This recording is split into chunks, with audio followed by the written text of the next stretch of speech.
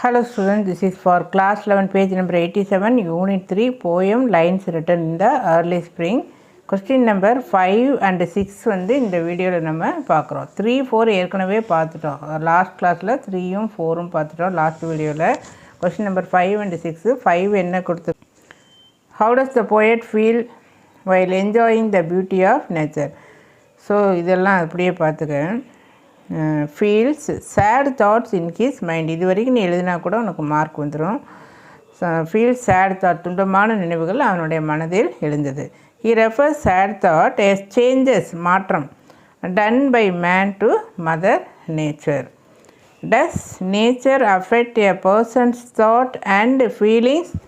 Nature, இயற்கை மனிதனுடைய அந்த ஃபீலிங்ஸையும் அந்த நினைவுகளையும் அஃபெக்ட் பண்ணுதா அப்படின்னு சொல்லி கேட்குறாங்க. அஃபெக்ட் பண்ணுதா அப்படின்னா அதனுடைய தாக்கம் மனிதனிடம் உருவாகுதா?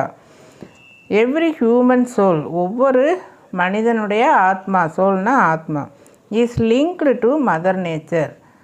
நம்முடைய இயற்கை, நம்முடைய தாய்மையான அந்த இயற்கையோட ஒவ்வொரு ஹியூமனுடைய ஆத்மாவும் லிங்க் பண்ணப்பட்டுள்ளது, இணைக்கப்பட்டுள்ளது. So every person's feeling and thoughts are affected by nature. அப்போ இதுக்கு வந்து ஆன்சர் வந்து எஸ்ன்னு அர்த்தம். Yes, every person's feelings and, அதை அப்படியே எழுதிக்க. இங்கே எஸ்ன்னு போட்டு இந்த டஸ்ஸை இங்கே கொண்டு வந்து இந்த வேர்போட எஸ் ஏற்றிக்க. இதை எழுதினாவே உனக்கு வந்து ஒரு மார்க் கிடச்சிடும். இந்த எனவேங்கிறத நம்ம எஸ்ன்னு போட்டு சொல்லியிருக்கோம். So how do people bring grief and sorrow to one another?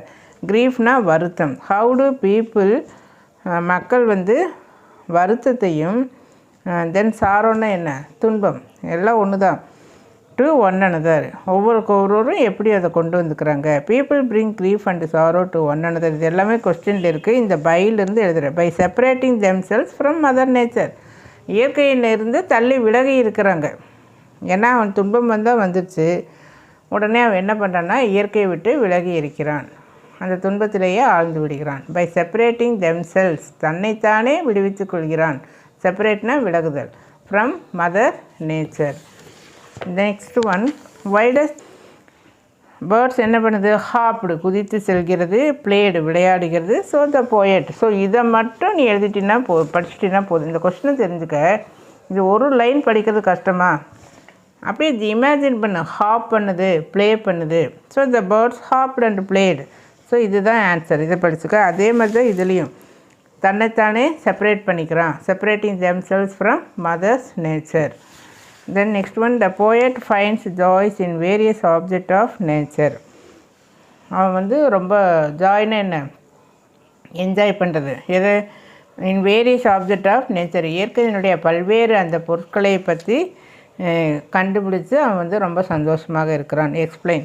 The poet finds that even branches without leaves, அந்த கிளைகள், அதில் அந்த கிளைகளில் இலைகளே கிடையாது.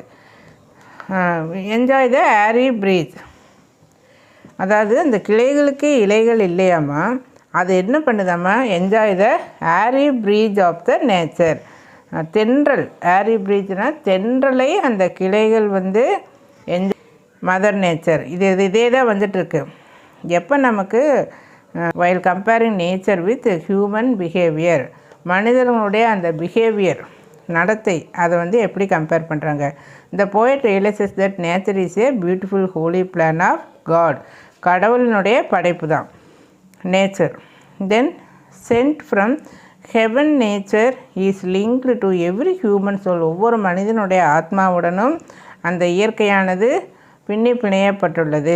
லிங்க்டுனா ஜாயின் பண்ணுது. But human beings have separate, ஆனால் கடவுள் வந்து இயற்கையை படைத்துள்ளார் என்ஜாய் பண்ணுறதுக்கு. ஆனால் ஹியூமன் பீயிங் என்ன பண்ணுறாங்க?